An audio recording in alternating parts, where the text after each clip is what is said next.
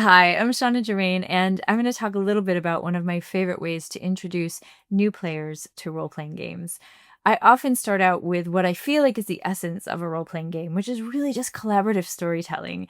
And so I will probably eschew all of the reading and the rules and the dice and the books and all of those things.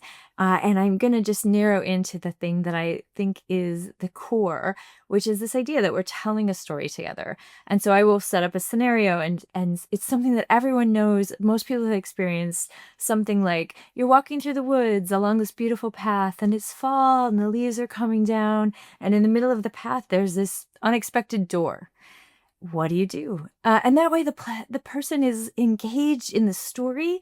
They don't have to worry about the rules. They don't have to get nervous about whether or not they're making the right decision or whether or not something exists in this world.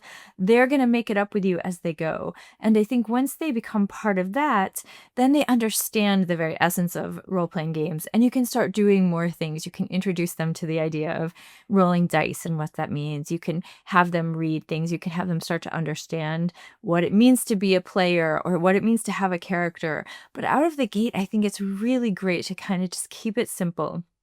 The other thing I like to do is ask them what might intrigue them about role playing games if they have some experience. So, what is bringing them to the idea of wanting to play role playing games? For some people, it is the setting. And so you might start out specifically with that. For some people, it's the idea of playing a different character. And so you might start out with that.